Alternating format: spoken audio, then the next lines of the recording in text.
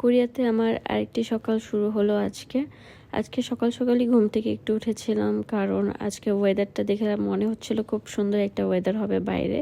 আর বাইরে যদি সুন্দর ওয়েদার থাকে তাহলে কিন্তু সকালটাও খুব সুন্দর ভালো যায় আর মনও অনেক ভালো থাকে। তো যেহেতু বাইরে আজকে ওয়েদারটা সুন্দর কিন্তু ঠান্ডা একটু বেশি ছিল, তাই ভাবলাম বাসার কাজগুলো সব বাসায় তাড়াতাড়ি শেষ করে ফেলি। তো আমার এখানে ওয়াশিং মেশিনে অনেকগুলো জামা কাপড় জমেছিল। জামা কাপড়গুলো আমি ধোয়ার জন্য এরকম 12 কেজি একদম 1 বছরের জন্য কিনে নিয়েছি এখানে ওয়াশিং পাউডার। তো এভাবে আমি অনেক দিন পর্যন্ত এটা ইউজ করতে পারি, তাহলে প্রতি মাসে আমার কেনা লাগে।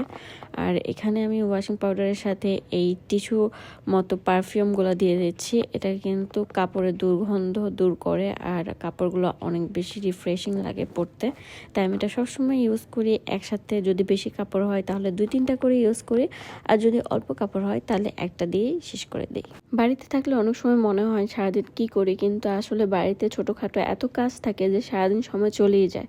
দেখেন সেদিন সকালবেলা উঠে দেখি আমার ড্রেসিং টেবিলের এই বাজে অবস্থা। এটা আমি নিজেই করি, আবার 2 দিন পর নিজেই গুছাই। এটাই হচ্ছে আমার কাজ বাড়ির। তারপর সকাল সকাল স্কিন কেয়ার করে নিচ্ছিলাম। এখানে আমার রেগুলার ফেভারিট টোনার সেটাফিলের এই লোশনটা ইউজ করছিলাম আমার বডির জন্য। এটা অনেক বেশি ভালো, আমি জানি অনেকে এটা ইউজ করেন। তারপর এখানে বিউটি অফ জোসের আমার রেগুলার সানস্ক্রিন ইউজ করছিলাম। এটা আমি একদমই নতুন ইউজ করছি, তাই এটা সম্পর্কে আমার তেমন কোনো আইডিয়া নেই, তাই এটা রিভিউ দিব আমি পরে। আর এখানে আমার কোলাজেন বাম, এটা আমি চোখের নিচে আমার ঠোঁটে সব জায়গায় ইউজ করি। এটা খুবই ভালো একটা কাজে দেয় আমার জন্য। তারপর এখানে আমি আমার সকালে নাস্তা বানিয়ে নিচ্ছিলাম। আর নাস্তার জন্য আমি অবশ্যই ওটস খাই রেগুলার।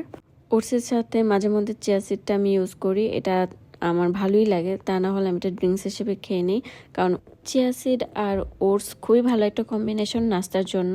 আর এখানে আমি আগের রাতে আম দিয়ে আর হচ্ছে টক দই দিয়ে একটা পিউরি করে রেখেছিলাম, সেটাও দিয়ে দিলাম। সাথে ফ্ল্যাক্সিড আর কিছু ড্রাই ফ্রুটস দিয়ে আমি সুন্দর করে মিক্সি করে নিচ্ছি।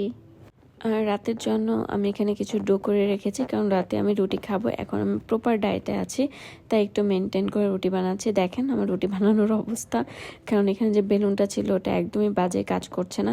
এবার আমি দেশে গেলে সর্বপ্রথম বেলুন নিয়ে আসবো।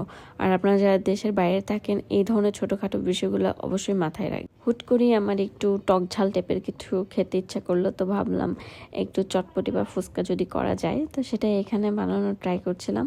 এর মধ্যেই আমি আমার সকালের নাস্তাটাও শেষ করে এখানে ফুচকা বানানো ট্রাই করে নিলাম। মোটামুটি ভালোই হয়েছিল, একটু ফুলেছিল, কিন্তু পরে বিষয়টা একদম শক্ত হয়ে গিয়েছিল। আমি আর কি করে পরে মন খারাপ করে ফ্রিজ থেকে এই শ্যামাই ছিল সেটাই খাচ্ছিলাম। আর দুপুরের জন্য খুব হেলদি একটা খাবার বানিয়েছিলাম, বিভিন্ন ধরনের সবজি আর হচ্ছে আপনার চিকেন যেটা বাসায় ছিল সেটা দিয়ে ভাত ভাজি করে খেয়ে ফেলেছি। তো এটাই ছিল আমার আজকে ছোট্ট একটা ব্লগ।